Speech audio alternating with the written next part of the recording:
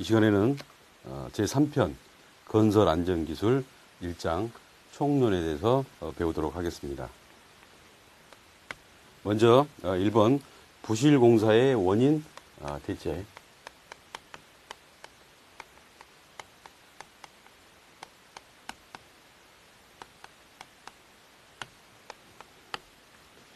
부실공사라는 것은 설계도서나 시방서에 규정된 대로 시공하지 않아서 구조물의 성능 및 품질이 현저히 저하되어 결함이나 하자가 발생하는 공사를 부실공사라고 이야기하고 있습니다.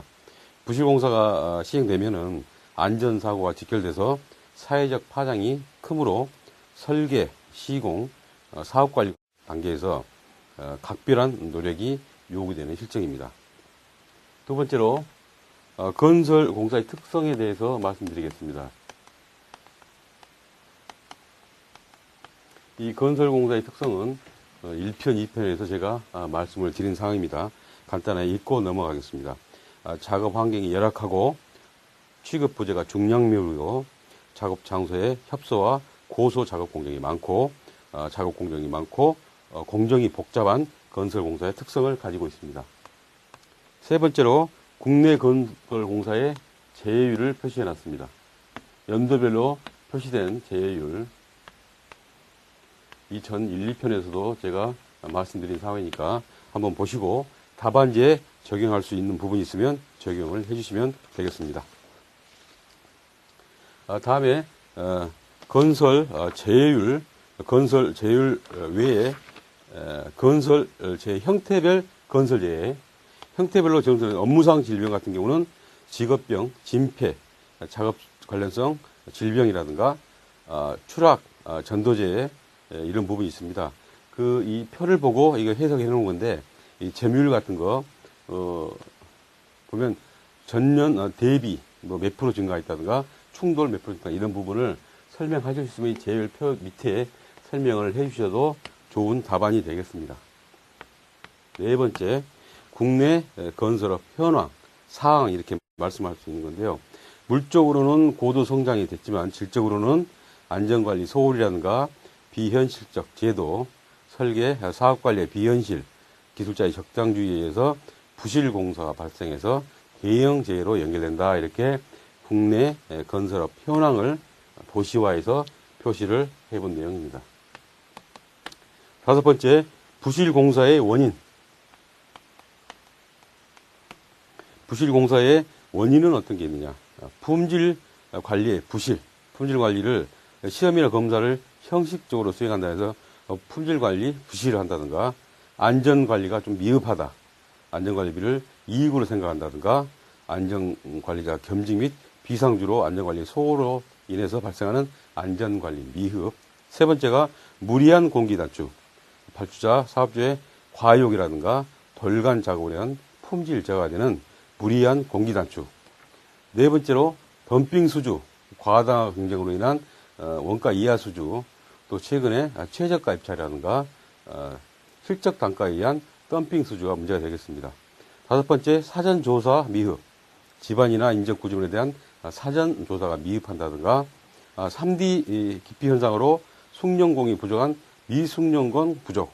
일곱 번째, 하도급자의 부실이 부실공사의 원인이 되겠습니다. 여섯 번째로 부실공사의 원인에 대한 방지 대책은 어떤 게 있느냐. 방지 대책으로 먼저 계약제도 보완이 있겠습니다. PQ를 한다든가 부대 입찰, 대안 입찰 이런 부분을 활용하면 되겠습니다. 공사 관리자에 대해서는 도면 및 시방서에 의한 관리를 하고 CM 제도를 적극 도입을 하고 적정 공기를 준수하는 공사 관리자의 사항이 되겠고요. 세 번째, 설계 및 재료 관리는 설계 기간의 충분한 확보 및 사전 검토 철저, 건식화, 고강도를 해야 하면 부실공사에 대한 방지가 되겠습니다. 네 번째, 시공관리에 대한 사항인데요. 품질관리 및 적정 공기를 준수하고 설계도서에 충실한 관리를 하면 적정한 시공관리가 되겠습니다. 다섯 번째로 감리 및 유지관리에 대한 사항, 감리원의 전문기술 능력 강화를 한다든가 부실에 대한 강력한 책임 소재를 규명한다든가 이런 거에서 우리가 부실 공사를 방지할 수 있겠고요. 또 신기술을 개발을 해서 발생할 수 있는 부실 공사를 방지할 수 있겠습니다. 부실 공사가 발생하는 원인은 설계, 시공, 사업관리, 감리라고 하는데 부실과 정부의 제도가 미비해서 발생을 합니다. 이런 부분을 방지하기 위해서 정부 차원의 제도 개선과 공설공사 주체별로 부단한 노력이 필요한 현실입니다. 두 번째로 건설 폐기물 재활용 방안.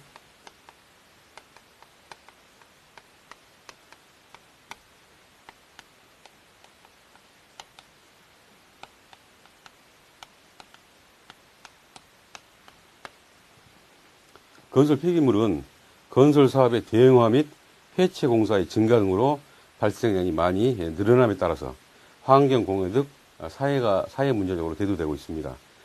폐기물의 발생량 저감 대책 및 재활용 방안을 적극 찾아서 대책을 강구해야 되겠습니다. 건설 폐기물 현황을 보면 2005년 기준에 발생량이 42,000 약 300통 정도 이렇게 발생을 하고 있습니다. 종류별로 분류를 해보면 건설 폐자재가 약 70%, 혼합 건설 폐물이 21% 정도 되고요. 건설 폐토석이 5% 정도, 가연성, 비가연성 폐물이 4% 정도 이렇게 분류를 하고 있습니다. 처리 현황을 보게 되면 재활용이 약 97% 정도 되고요. 매립한다든가 소각하는 게 약 3%와 약간 넘습니다. 그러면 건설 폐기물의 재활용의 필요성에 대해서 알아보겠습니다. 재활용의 필요성은 환경 공해를 방지할 수 있고요. 자원을 재활용할 수 있고 재생 사업을 활성화할 수 있습니다. 또 절약 정신까지 고취할 수 있는 재활용이 필요성이 되겠습니다. 옆에 도시화에 대한 내용 기억하시면 되겠습니다. 그럼 네 번째, 건설 폐기물의 종류. 건설 폐기물은 어떤 것이 있느냐? 보면 종류로서는 폐콘크리트, 폐아스팔트 콘크리트, 폐벽돌, 폐블럭, 폐목재, 폐합성수지, 폐섬유, 폐벽지, 건설 온이, 폐금속류, 폐유리, 폐타일, 도자기, 폐보드류, 폐판넬, 건설 폐토석, 혼합 건설 폐기물, 건설 공사로 인해 발생되는 그 밖의 모든 폐기물을 포함하고 있습니다. 다섯 번째, 폐기물이 미치는 영향.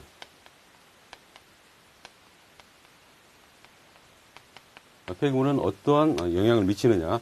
먼저 안전관리 측면에서는 현장 내 정리정돈 불량으로 인한 전도재해가 발생할 수 있고요. 유해물질에 의한 근로자 건강장애도 발생할 수 있습니다. 또 환경적인 측면을 보게 되면 비산먼지에 의한 주변 환경에 저해가 발생하고 안정액 등에 의한 지하수 오염이 발생할 수 있습니다. 또 시공관리 측면은 자재 낭비에 의한 공사비가 증가되고 정리정돈으로 인한 인건비가 투입되는 영향을 끼치고 있습니다. 그러면 여섯 번째, 폐기물을 처리하는 순서. 폐기물 처리 순서는 플로우 차트로 표시를 했습니다. 크게 봐서 5단계로 표시를 했는데요. 폐기물을 수집하고 종류별로 분류하고 운반하고 분리, 보관해서 처리하는 단계 5단계에 걸쳐서 처리를 하면 되겠습니다. 그럼 폐기물의 재활용하는 방법.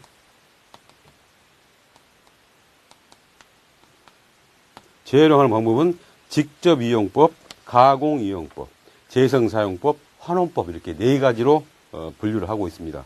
해체된 상태 그대로 사용하는 직접이용법, 최소한의 가공에 의한 재사용에 의한 가공이용법, 원형에 가까운 상태로 재생 후에 사용하는 재생사용법, 소각해서 감량 처리 또는 에너지로 하는 환원법 이렇게 네 가지로 재활용 방안을 구분합니다.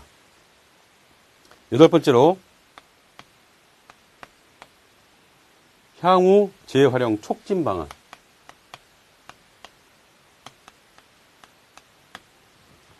재활용을 어떻게 촉진할 것이냐. 공공시설 등의 재해성 이용 추진하는 재해성 이용 활성화. 두 번째로 위탁업자를 육성하고, 세 번째 재활용제 성능 기준을 마련하고, 넷째 폐기물 발생을 억제시키고, 다섯 번째 재해성 처리 장비를 개발하고, 여섯 번째 책임을 강화하고, 일곱 번째 재활용 의무주를 강화하고, 여덟 번째로 재활용 기술을 개발하고, 이런 과정을 통해서 향후 재활용을 촉진할 수 있겠습니다. 건설 현장에서 발생하는 폐기물은 최대한 활용을 함으로써 자원 활용이라든가 환경 유해운을 최소로 하는 게 건설 폐기물을 재활용할 수 있는 가장 좋은 방법이 되겠습니다. 세 번째 문제, 폐콘크리트 재활용 방안.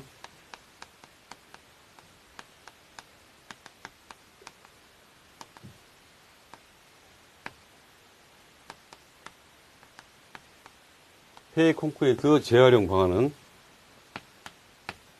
최근 건설 자재 수요가 신도시 개발이라든가 난개발 여러 가지 개발을 통해서 굉장히 급증하고 있습니다. 건설 자재의 고갈로 수급이 어려운 실정인데 콘크리트 구조물을 해체할 때 발생하는 폐콘크리트를 처분 장소 및 처분 비용 증가로 인해서 폐콘크리트의 활용이 절실한 상황인데요. 지금 폐콘크리트의 현황을 보게 되면 건설 폐기물 발생량이 47톤 정도 되고 폐재료가 69.7%를 차지합니다. 그 중에 건설 폐재료 중 폐콘크리트가 약 57%를 차지하고 있습니다. 굉장히 많은 비중을 폐콘크리트가 차지하고 있습니다. 말씀드린 기준은 2005년 기준이 되겠습니다. 셋째, 폐콘크리트의 활용은 어떻게 할 것이냐. 자, 먼저 기초 뒷체험용으로 쓰는 부재 덩어리는 기초 및 뒷체험용으로 활용하고요.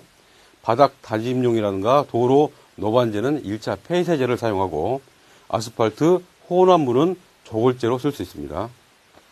네 번째, 재생 콘크리트 골재로 쇄골재를 쓸 수 있고, 집안 계량에 미분말을 사용할 수 있습니다. 네 번째, 순환 골재 사용 용도. 어떤 용도에 순환 골재를 쓸 것인가요? 폐 콘크리트를 분리하면 순환 골재가 발생을 합니다. 이런 순환 골재는 도로 공사용이라든가 건설 공사용에서는 성토 복토용. 세 번째로 주차장 또는 농로의 표토용. 네 번째, 폐기물 시설 중 매립시설의 복토용이라든가 성토용으로 순환 골재를 사용하면 되겠습니다. 다섯 번째, 순환 골재 콘크리트.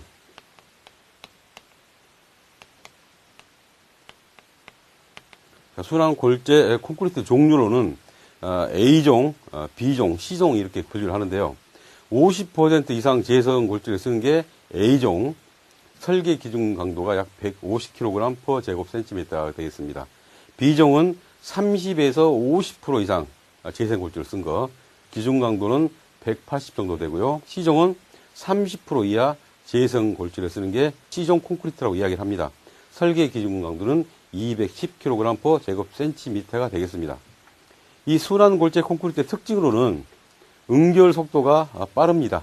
일반 콘크리트에 비해서 건조 수축이라든가 건조 수축이 크고 단위 수량이 증가한다든가 압축 강도가 약간 떨어지고 슬럼프가 감소하고 이런 문제가 있습니다. 이런 특성을 가지고 있는데요. 그러면 이 폐 콘크리트를 재활용할 때 어떤 문제점이 있느냐? 문제점으로는 재생품 사용에 따른 품질이 저하된다. 필요 수요가 불확실하다. 분쇄에 의한 소음 및 분진 등 환경 공해가 발생할 수 있다. 재활용에 대한 인식이 부족하다는 문제점을 가지고 있습니다. 이 문제 때문에 개선 방향으로 불순물 제거 및 혼화제 사용으로 품질 개선하고, 분진 방지 설비 및 방진 시설 채택으로 환경 공해를 억제하고, 재활용 업체에 대한 정부의 지원을 하고, 재활용 콘크리트 활용 기술을 개발한다든가 폐 콘크리트를 이용한 신제품을 개발하는 게 개선 방향이 되겠습니다. 다음은 네 번째, 건설 공해의 원인 대책.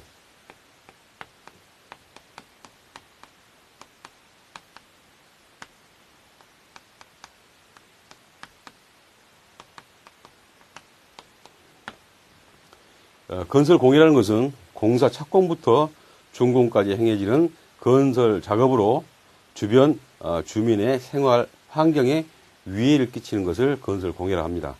최근 생활 환경에 대한 의식이 높아져서 건설 공사로 인한 환경 공해가 사회 문제로 대두되고 있는 실정입니다. 그래서 이런 공해 문제에 대해서 최소화하기 위해서 현장에서는 최대의 노력이 필요합니다. 건설 공해는 어떤 특징을 가지고 있느냐?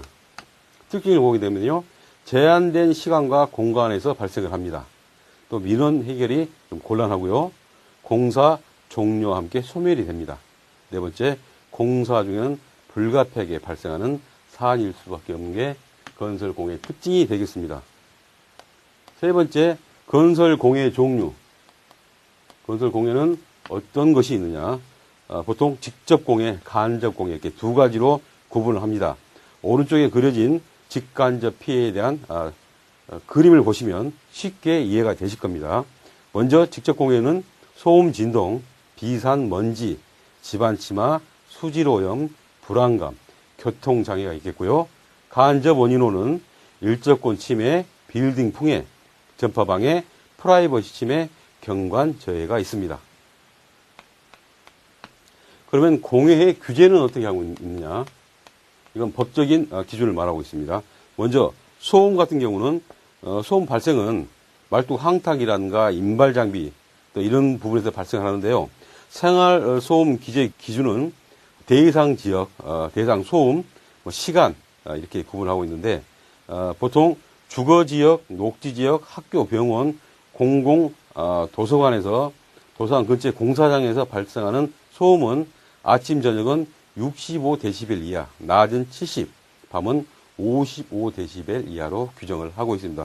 그 외의 지역에서는 아침 저녁은 70, 낮에는 75, 밤에는 55데시벨 이하로 규제를 하고 있습니다.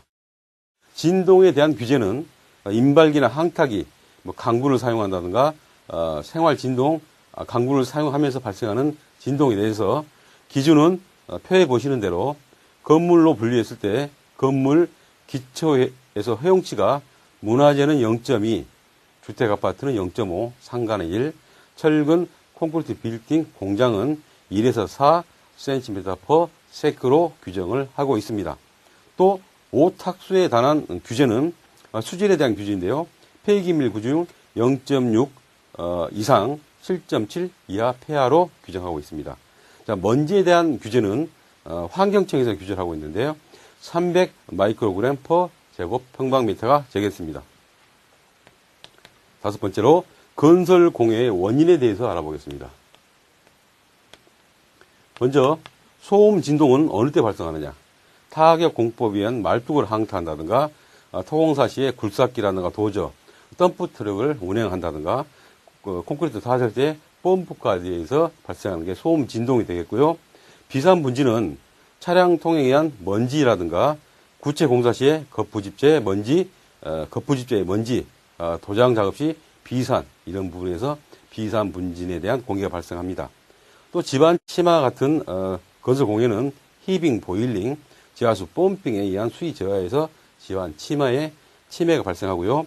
수질 오염은 지하수 개발을 위한 보링을 한다든가 건설 현장에 발생하는 오물이 우천시 집안으로 유입돼서 수질 오염이 발생합니다. 다섯 번째로 교통장애의 불안감은 콘크리트 타설을 할 때 레미권 차량에 의한 교통정체라든가 대형 굴착에 의한 소음 진동으로 주민의 불안감을 조성합니다. 여섯 번째 간접 공해는 대형 구조물로 인한 경관 제어 및 프라이버시 침해 발생, 전파 방해 및 일조권 저해가 간접 공해의 원인이 되겠습니다. 그러면 공해 방지에 대한 대책.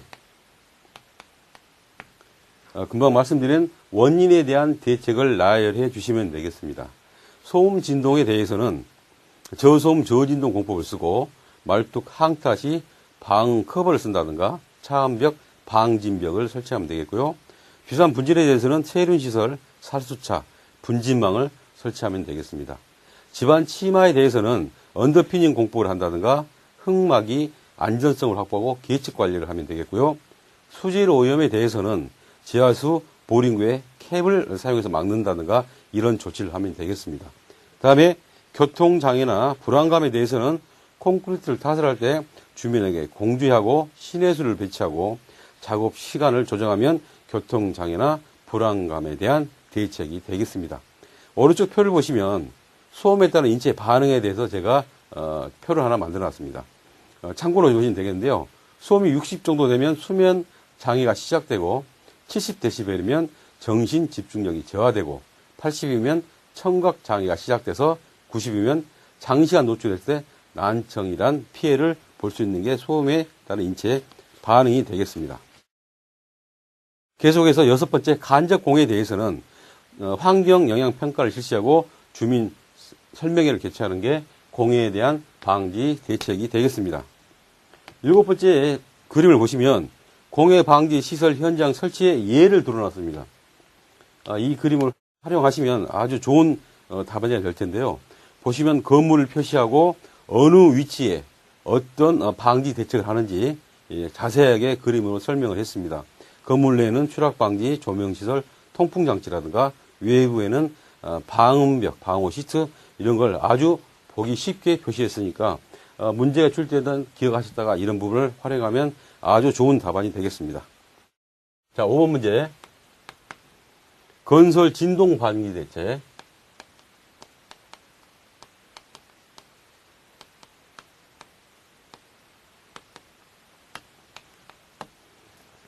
건설공사에서 발생하는 진동은 그 크기 또는 발생 시간에 따라 주변에 피해가 크므로 대책이 필요합니다.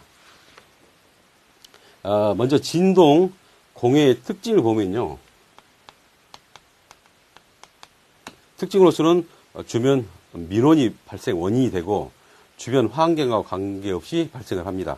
또 제한된 시간과 공간에서 발생을 하죠. 작업할 때만 발생한다는 얘기죠.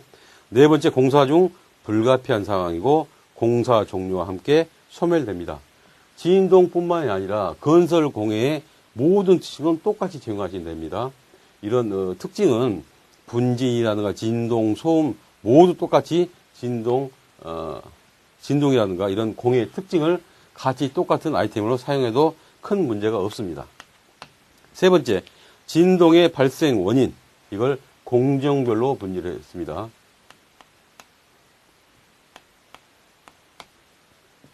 먼저 해체 공사를 할 때는 어떤 진동이 생기느냐, 중량추나 차감기, 또 폐자재 반출을 할 때 진동이 발생하고요. 토공사 때는 굴착공사 시 굴삭기라든가 불도저에 의한 진동, 또 기초공사를 할 때는 파일 타악에 의한 진동, 장비 또 이동에 의한 진동이 발생을 합니다. 골조공사를 할 때는 레민꽃 트럭 이동에 의한 진동이라든가 펌프카 및 바이브레터에 의한 진동이 발생합니다.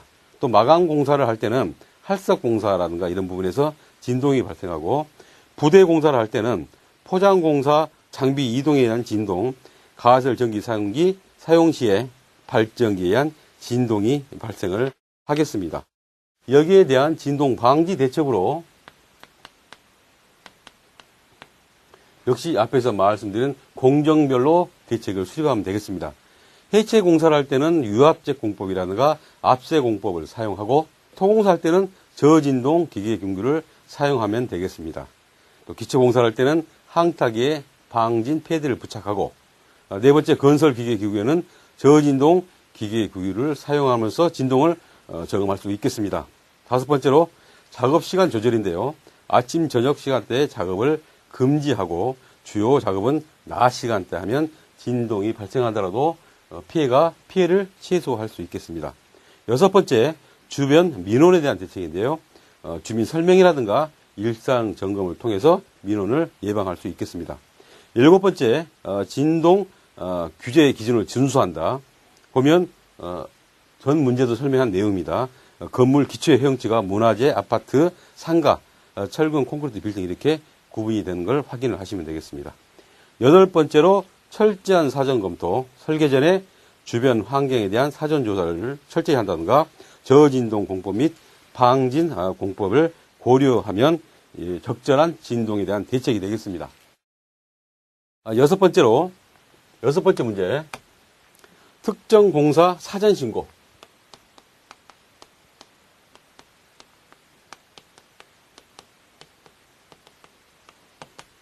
이건 소음, 진동 발생하는 공사에 대한 사전 신고에 대한 내용입니다. 소음 및 진동이 발생하는 특정한 기계 장비를 5일 이상 사용하는 공사 시행 시 소음, 진동 저감 대책을 관할청에 신고해야 한다. 이게 법적으로 규제된 사항입니다. 그러면 대상은 어떤 것이 대상 공사가 되느냐? 연면적 1000평미터 이상인 건축물의 건축공사 및 연면적 3000제곱미터 이상인 건축물의 해체공사가 해당이 되고요.